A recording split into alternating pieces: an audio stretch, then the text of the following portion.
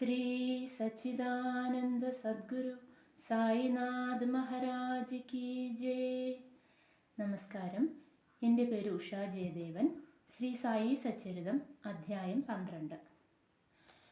സായി ലീലകൾ, അനുഭവങ്ങൾ, കാക്ക മഹാജനി, ധുമൽ വക്കീൽ, ശ്രീമതി നിമോൻകർ, മ്യൂലെ ശാസ്ത്രി, ഒരു വൈദ്യൻ. ഈ അധ്യായത്തിൽ ബാബ എങ്ങനെ ബാബയുടെ ഭക്തന്മാരെ സ്വീകരിച്ച് അവരോട് പെരുമാറിയിരുന്നു എന്നിവയെ വിവരിക്കാം. സന്യാസിമാരുടെ പ്രവൃത്തി, ആവശ്യകത. അവതാരങ്ങൾ നല്ലവരെ രക്ഷിക്കും, ദുഷ്ടരെ നിഗ്രഹിക്കും.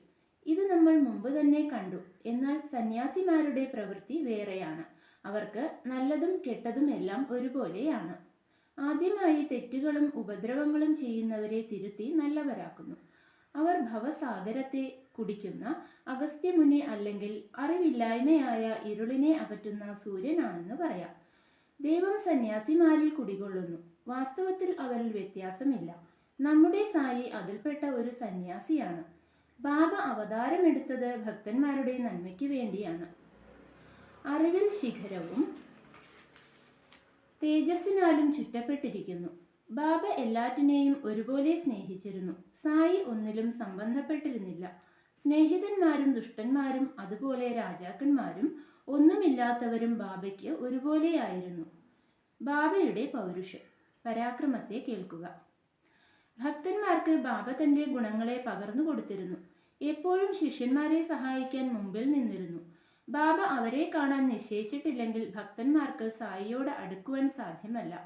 അവർക്കുള്ള സമയം വന്നാൽ മാത്രമേ അവർക്ക് ബാബയെ ഓർമ്മയിൽ വരികയുള്ളൂ. അല്ലെങ്കിൽ അവർക്ക് ബാബയുടെ ലീലകൾ കേൾക്കുവാൻ ആഗ്രഹം ഉണ്ടാവുകയില്ല. പിന്നെ എങ്ങനെ അവർക്ക് ബാബയെ കാണാൻ കഴിയും? ചില ആളുകൾ ബാബയെ കാണുവാൻ ആഗ്രഹിച്ചിരുന്നു. അവർക്ക് ബാബയെ സമാധിയാകുന്നത് വരെ കാണുവാൻ സാധിച്ചില്ല. അങ്ങനെ പല ആളുകൾക്ക് ബാബയുടെ ദർശനം ലഭിച്ചില്ല. ഈ ആളുകൾ ബാബയെ വിശ്വസിച്ച് സായി ലീലകളെ കേട്ടാൽ അവരുടെ ദർശനം ഒരു വഴി സാധ്യമായി മനഃശാന്തി കിട്ടും. സന്ദർഭവശാൽ ചിലർ അവിടെ ചെന്ന് ബാബയെ ദർശിച്ചിരുന്നാലും അവർക്ക് അവിടെ അധിക നേരം താമസിക്കുവാൻ കഴിയില്ല. ബാബയുടെ ആജ്ഞയില്ലാതെ ആർക്കും തിരിച്ചു പോകാനും സാധിച്ചിരുന്നില്ല. ബാബ അനുവദിക്കുന്ന സമയം വരെ അവർക്ക് അവിടെ താമസിക്കേണ്ടി വരും. അല്ലെങ്കിൽ ബാബയുടെ ആജ്ഞയിൽ സ്ഥലം വിടേണ്ടി വരും. അതുകൊണ്ട് എല്ലാം ബാബയുടെ ആശീർവാദങ്ങളിലാണ് അടങ്ങിയിട്ടുള്ളത്. ശ്രീ കാക്ക മഹാജനി. ഒരിക്കൽ കാക്ക മഹാജനി ബോംബെയിൽ നിന്ന് ഷിർദിക്ക് വന്നു. അദ്ദേഹം അവിടെ ഒരാഴ്ച താമസിച്ച് ഗോകുലാഷ്ടമി കൊണ്ടാടണമെന്ന് ആശിച്ചു. ബാബയെ ദർശിച്ചയുടൻ എപ്പോഴാണ് മടങ്ങുന്നത് എന്ന് ബാബ ചോദിച്ചു. മഹാജനിക്ക് ഈ ചോദ്യം വളരെ അതിശയമായിരുന്നു. പക്ഷെ അതിനുത്തരം കൊടുക്കേണ്ടതാണ്. അങ്ങയുടെ ആജ്ഞയനുസരിച്ച് ഞാൻ വീട്ടിലേക്ക് തിരിച്ചു പോവാമെന്ന് മഹാജനി പറഞ്ഞു. അതിന് ബാബ നാളെ തന്നെ പോകൂ എന്ന് പറഞ്ഞു. ബാബയുടെ ആജ്ഞകൾ നിയമമായിരുന്നു. അത് അനുസരിക്കണം. കാക്ക മഹാജനി അതിനാൽ ഉടൻ തന്നെ ഷിർദി വിട്ടു. തന്റെ ഓഫീസിലേക്ക് ചെന്നപ്പോൾ അദ്ദേഹത്തിന്റെ യജമാനൻ വളരെ ജിജ്ഞാസയോടെ മഹാജനിയെ കാത്തിരുന്നു. അദ്ദേഹത്തിന്റെ മാനേജർക്ക് സുഖമില്ലാതായത് കാരണം കാക്ക മഹാജനിയുടെ ഹാജർ ഓഫീസിൽ അത്യാവശ്യമായിരുന്നു. അതിനാൽ യജമാനൻ അദ്ദേഹത്തിന്റെ വരവിനെ കാത്തുനിന്നിരുന്നു. അദ്ദേഹം കാക്കായ്ക്ക് ഷിർദിയിലേക്ക് ഒരു കത്തയച്ചിരുന്നു. അത് അവിടുന്ന് മുംബൈക്ക് തിരിച്ചയച്ചിരുന്നു. ബാബു സാഹബ് ധുമാൽ. ഇനിയൊരു കഥ കേൾക്കൂ. ബാബു സാഹബ് ധുമാൽ ഒരു കേസ് കാരണം യാത്രയിലായിരുന്നു. പോകുന്ന വഴിക്ക് അദ്ദേഹം ഷിർദിക്ക് ചെന്ന് ബാബയെ ദർശിച്ച് നിബാഡിയിലേക്ക് യാത്ര തുടരണമായിരുന്നു. പക്ഷേ അതിന് അനുവദിച്ചില്ല. അദ്ദേഹത്തെ ഒരാഴ്ചയോളം അവിടെ താമസിപ്പിച്ചു. അതിനിടയ്ക്ക് നിബാഡിലെ മജിസ്ട്രേറ്റ് കഠിനമായ വയറുവേദനയാൽ കഷ്ടപ്പെട്ടിരുന്നു. അതിനാൽ കേസ് മറ്റൊരു ദിവസത്തേക്ക് മാറ്റിവെച്ചു. പിന്നെ ധുമാൽക്ക് കേസ് തുടരുവാനുള്ള ആജ്ഞ മുംബൈയിൽ നിന്ന് കിട്ടി. അത് കുറെ മാസങ്ങൾ തുടർന്നുകൊണ്ടിരുന്നു. 4 മജിസ്ട്രേറ്റുകൾ അതിൽ ഇടപെട്ടിരുന്നു. ഒടുവിൽ ധുമാൽ കേസിൽ വിജയിച്ചു. തന്റെ കക്ഷിക്കത് പ്രയോജനപ്പെടുകയും ചെയ്തു. ശ്രീ നിമോൻകർ. ശ്രീ നാനാ സാഹബ് നിമോൻകർ വാട്ടാണ്ടർ എന്ന നിമോണിലെ മജിസ്ട്രേറ്റ് ഷിർദിയിൽ തന്നെ കുടുംബസമേതം താമസിച്ചിരുന്നു. അവർ മസ്ജിദിൽ ബാബയ്ക്ക് ശുശ്രൂഷ ചെയ്ത് സമയം ചിലവഴിച്ചിരുന്നു. അങ്ങനെയിരിക്കുമ്പോൾ അവരുടെ മകൻ സുഖക്കേടായി കിടപ്പിലായത് കാരണം ശ്രീമതി നിമോൻകർ ബേലാപൂരിലേക്ക് പോയി തൻ്റെ മകനെയും ബന്ധുമിത്രാദികളെയും കണ്ട് കുറെ ദിവസങ്ങൾക്ക് ശേഷം ഷിർദിക്ക് പോവാനായി ആഗ്രഹിച്ചു. എന്നാൽ നിമോൻകർ അടുത്ത ദിവസം തന്നെ തിരിച്ചു വരാനായി പറഞ്ഞു. ആ സ്ത്രീ എന്തു ചെയ്യണമെന്നറിയാതെ കുഴപ്പത്തിലായി. പക്ഷേ തൻ്റെ ദൈവം സായിബാബ രക്ഷയ്ക്ക് വന്നു. ഷിർദി വിടുമ്പോൾ അവർ ബാബയെ കാണാൻ ചെന്നു. നാനാ സാഹിബ് മറ്റു പലരോടും കൂടെ നിൽക്കുകയായിരുന്നു. അവർ ബാബയെ നമസ്കരിച്ചു. ബാബ പോവൂ പോവൂ വേഗം എന്ന് പറഞ്ഞു. എത്ര നാൾ വേണമെങ്കിലും സൗകര്യം പോരെ ബേലാപൂരിൽ താമസിക്കുക. എല്ലാ ബന്ധുക്കളെയും കണ്ട് ഷിർദിക്ക് തിരിച്ചു വരൂ. നോക്കൂ, ബാബയുടെ ആശീർവാദം എത്ര ഭാഗ്യമുള്ളതായിരുന്നു. നാനാ സാഹിബിന്റെ ആജ്ഞ ബാബാവാൽ നിരാകരിക്കപ്പെട്ടു. മൂല്യശാസ്ത്രി നാസിക്കിൽ നിന്ന്. ഒരു ബ്രാഹ്മണ അഗ്നിഹോത്രി കുടുംബത്തിലെ മതാനുസാരിയും നാസിക് നിവാസിയുമായിരുന്നു മൂല്യശാസ്ത്രി. അദ്ദേഹം ആദിശാസ്ത്രങ്ങൾ പഠിച്ചിരുന്നു. ജാതകത്തിൽ നിപുണനായിരുന്നു. കൂടാതെ കൈരേഖാ നിപുണനും. ഒരു പ്രാവശ്യം ശ്രീ ബാബു സാഹബ് ഒരു പ്രസിദ്ധ പണക്കാരനെ കാണാനായി ഷിർദിക്ക് വന്നിരുന്നു. അദ്ദേഹത്തെ കണ്ട ശേഷം അവർ മറ്റു ചിലരുമായി ബാബയെ കാണാൻ മസ്ജിദിലേക്ക് ചെന്നു. ബാബ തൻ്റെ പഴങ്ങളും കഴിക്കുവാനുള്ള സാധനങ്ങളും മസ്ജിദിൽ വരുന്നവർക്ക് കൊടുത്തിരുന്നു. ബാബ മാമ്പഴത്തിൻ്റെ എല്ലാ വശവും അമർത്തി ചാറ് മാത്രം കുടിച്ച് കുരു എറിയുമായിരുന്നു. വാഴപ്പഴങ്ങൾ ഉരിച്ച് പഴം ഭക്തന്മാർക്ക് വിതരണം ചെയ്ത് തോലിനെ താൻ ഉപയോഗിക്കും. മ്യൂലെ ശാസ്ത്രി ഒരു കൈരേഖാ നിപുണനായിരുന്നതിനാൽ ബാബയുടെ കൈ പരിശോധിക്കണമെന്ന് ആവശ്യപ്പെട്ടു. ബാബ അത് വകവെച്ചില്ല. മാത്രമല്ല 4 വാഴപ്പഴം അദ്ദേഹത്തിന്റെ കയ്യിൽ കൊടുത്തു. എല്ലാവരും പിന്നെ വാടാവിലേക്ക് തിരിച്ചു. കുളി കഴിഞ്ഞ് മ്യൂലെ ശാസ്ത്രി പുതിയ വസ്ത്രങ്ങൾ ധരിച്ച് താൻ സാധാരണ ചെയ്യുന്ന പ്രവൃത്തികളിൽ ഏർപ്പെട്ട് അഗ്നിഹോത്രം മുതലായവ നടത്തി. അതിൽ പിന്നെ ബാബ ലണ്ടിയിലേക്ക് പുറപ്പെട്ടു. കുറെ ജെറു, അതായത് കാവി വസ്ത്രമാക്കാൻ ഉപയോഗിക്കുന്ന ഒരു സാധനം എടുത്തുകൊള്ളുക. ഇന്ന് നമുക്ക് കാവി വസ്ത്രം ധരിക്കാം. ബാബ എന്താണ് പറയുന്നതെന്ന് ആർക്കും മനസ്സിലായില്ല. കുറെ കഴിഞ്ഞ് ബാബ തിരിച്ചു വന്ന് ഉച്ചയ്ക്കുള്ള ആരതി നടത്തിക്കൊണ്ടിരുന്നപ്പോൾ ബാബു സാഹിബ് മൂലയോട് ഉച്ചപൂജയ്ക്ക് ചെല്ലുമോ എന്ന് ചോദിച്ചു. അതിന് മറുപടിയായി ബാബ നിന്നെ കാണാൻ ഉച്ചയ്ക്ക് വരും എന്ന് പറഞ്ഞു. ബാബ അദ്ദേഹത്തിന്റെ ആസനത്തിൽ ഇരുന്നു. ഭക്തന്മാർ ഉച്ചപൂജയും പ്രാർത്ഥനയും ആരംഭിച്ചു.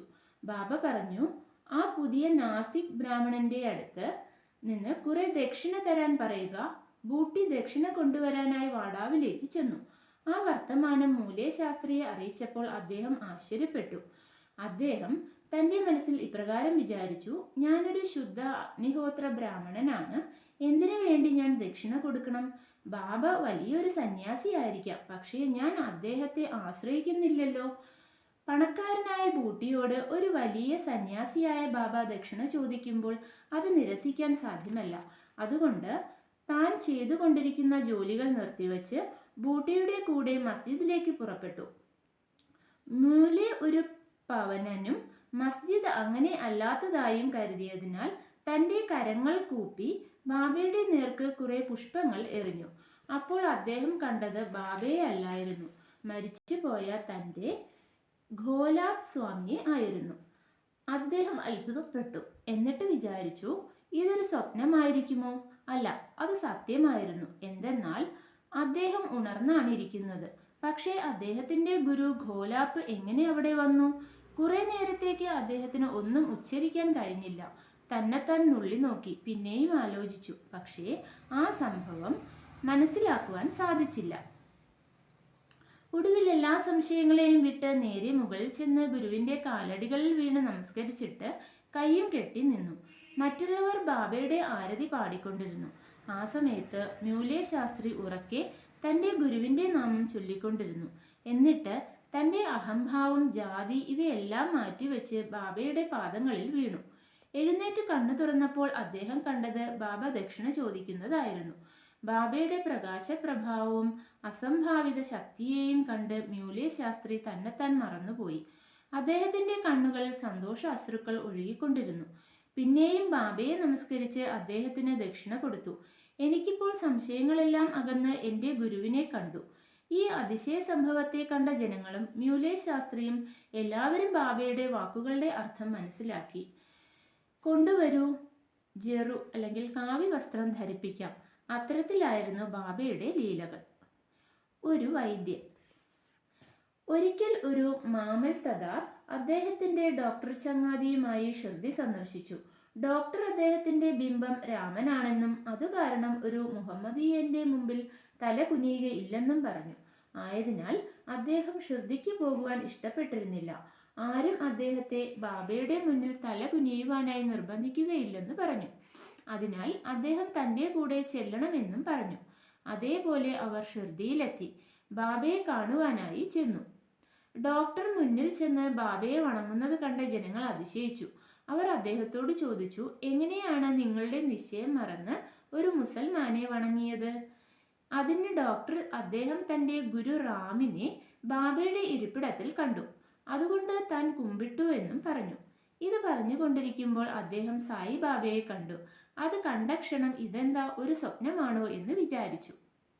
എങ്ങനെ അദ്ദേഹം ഒരു മുഹമ്മദീയനാകും? അദ്ദേഹം ഒരു പൂർണ്ണ യോഗസമ്പന്ന അവതാരമാണ്. അടുത്ത ദിവസം ഒരു ശപഥമെടുത്ത് ഡോക്ടർ വ്രതം ആരംഭിച്ചു. മസ്ജിദിലേക്ക് പോയില്ല. ബാബ ആശീർവദിക്കുന്നതുവരെ ഇത് തുടരുമെന്നും തീർച്ചയാക്കി. 3 ദിവസം കഴിഞ്ഞു. 4-ാമത്തെ ദിവസം ഒരു അടുപ്പമുള്ള ചങ്ങാതിയെ കാണേണ്ടി വന്നു. അദ്ദേഹത്തിന്റെ കൂടെ ഡോക്ടറും ബാബയെ കാണാൻ മസ്ജിദിലേക്ക് പോയി.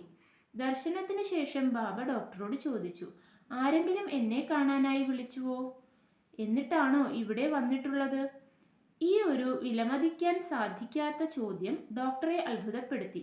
അന്ന് രാത്രി തന്നെ ബാബ ഡോക്ടറെ ആശീർവദിച്ച് അനുഗ്രഹിച്ചതായി ഉറക്കത്തിൽ കണ്ടു. പിന്നീട് അദ്ദേഹം തൻ്റെ പട്ടണത്തിലേക്ക് തിരിച്ചു. 2 ആഴ്ചക്കാലം അതേ നിലയിലായിരുന്നു. അതിൽ പിന്നെ ബാബയോടുള്ള സ്നേഹവും ഭക്തിയും 10 മടങ്ങ് വർദ്ധിച്ചു. ഈ പറഞ്ഞ കഥകളുടെയെല്ലാം സാരം പ്രത്യേകമായും മ്യൂലേ ശാസ്ത്രിയുടെ അനുഭവം വെച്ച് നാം വേറൊന്നിലുമല്ലെങ്കിലും നമ്മുടെ ഗുരുവിൽ ദൃഢമായ ഭക്തി ചെലുത്തണമെന്നാണ്. ബാബയുടെ ചില ലീലകൾ അടുത്ത അധ്യായത്തിൽ വിവരിക്കുന്നു. ശ്രീ സായിനാഥന് നമസ്കാരം. എല്ലാവർക്കും നിർവൃതി ലഭിക്കട്ടെ. ഓം സായിറാം. ജയ മോഹൻജി. എല്ലാവർക്കും ഒരു ശുഭദിനം ആശംസിക്കുന്നു.